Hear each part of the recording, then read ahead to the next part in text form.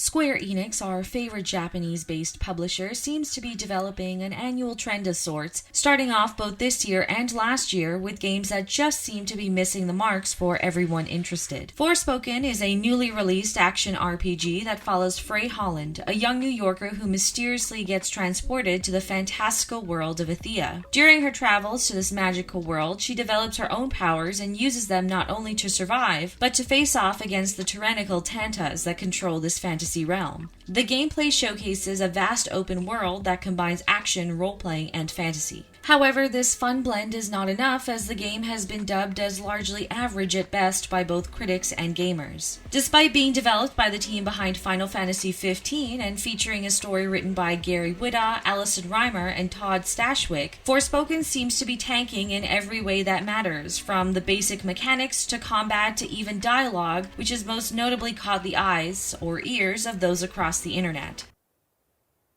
Did I just do that? Well, definitely with my assistance. I did not just do that. We did.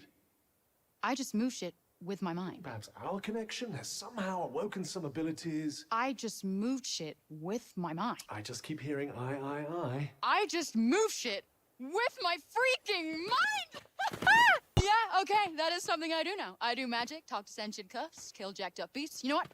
I'll probably fly next. Now you're just being ridiculous. Oh, that's too far. Good to know there's a line. If you could just master these new abilities, with my help, of course. Did you not just see me take out that gnarly beast? Despite genuine criticisms over what the game itself did wrong, the weakest men from across the gaming realm decided to chime in with some truly awful takes. A writer over at Polygon launched an early review a day before Forspoken's official release. While his review is detailed in what he did and didn't like, he decides to call the game out for having a black protagonist that isn't racially discriminated against enough to justify her being a black protagonist. Right.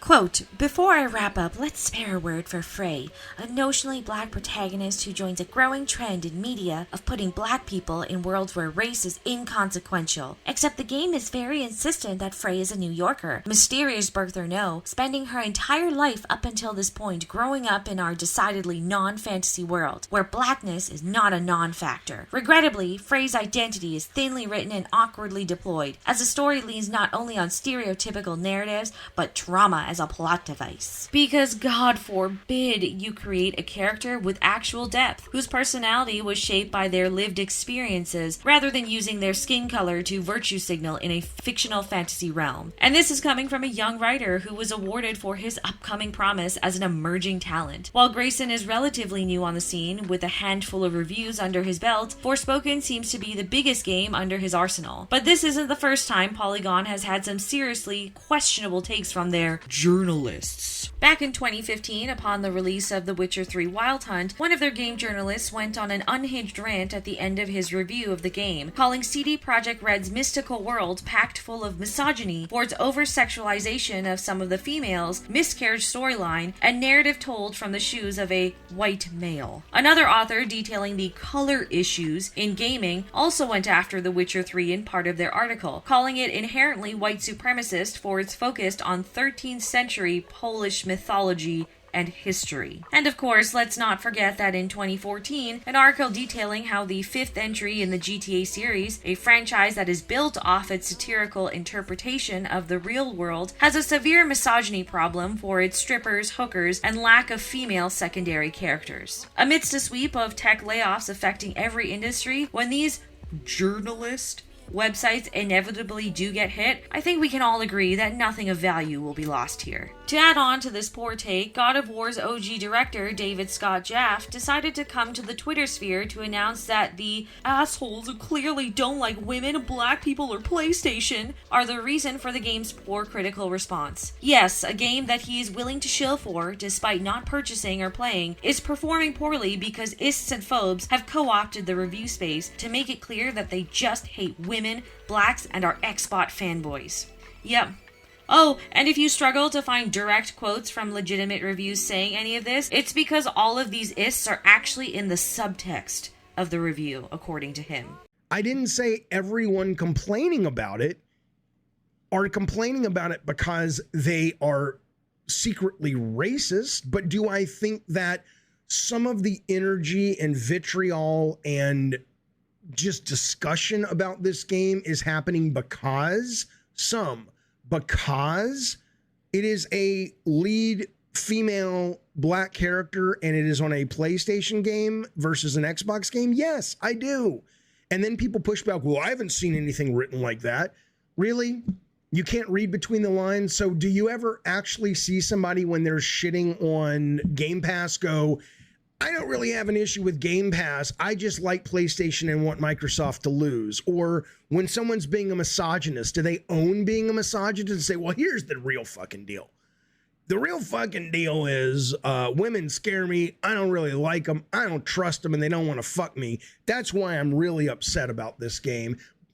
No one talks like that. It's called subtext. So of course you're not seeing people overtly saying, I'm not playing Forspoken, or I'm shitting on Forspoken, or I am giving an unjust, given the success of what it looks like the game is going to have, amount of time and energy on the internet and in my writing to Forspoken because I'm a racist. They're not going to say that. Yeah, I don't think I've ever seen a good female or non-Caucasian gaming character that people have loved, now that I think about it, David.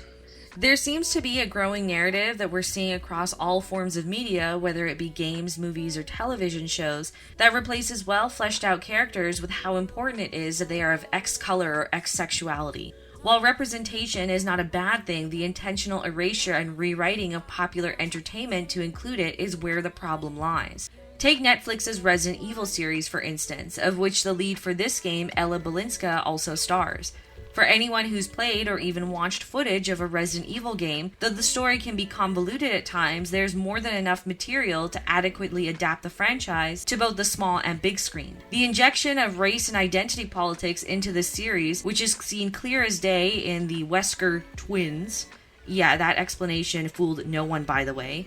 The obvious race swapping of Albert Wesker, of whom already had an iconic look in the video games, and then the over-the-top caricature of lesbians in positions of power in almost every instance superseded the need for actual good character development. The writers also essentially emasculated every non-female Caucasian side character as well. Furthermore, these cringeworthy instances of attempting to be modern with the language and script dug the production deeper into a hole of no return. By comparison, while the Resident Evil movies are no golden standard for video game adaptations, they at least developed Alice enough throughout the first two entries, and even dabbled in the same development later on, that it keeps viewers coming back time and time again. You can see similar instances develop in recent adaptations like She-Hulk and Velma, wherein sex and color take more precedence than actual development. Heck, even the most recent Avatar film made some waves for one crazed loon claiming that native individuals need to be adequately represented because the Na'vi are blue aliens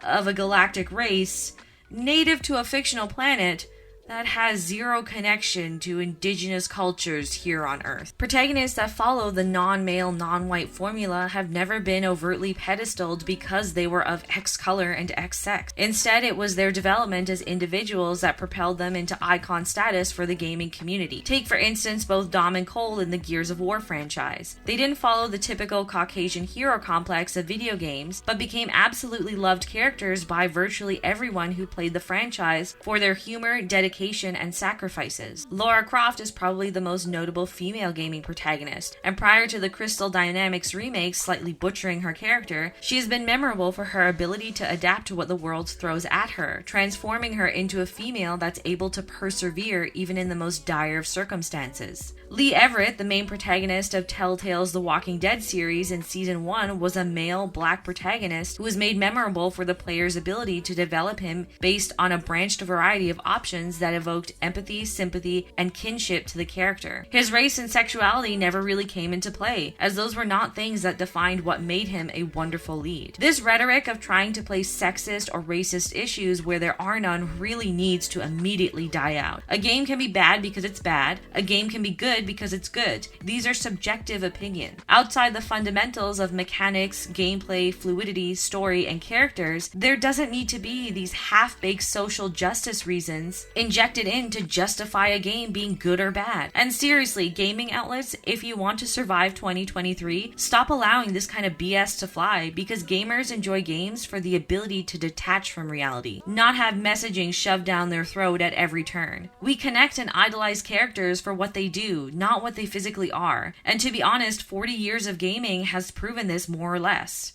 Have you played Forspoken? How do you feel about the influx of socio-political messaging in gaming and entertainment? Let me know in the comments below, and please hit those subscribe and like buttons if you enjoy this commentary and would like to see more of it.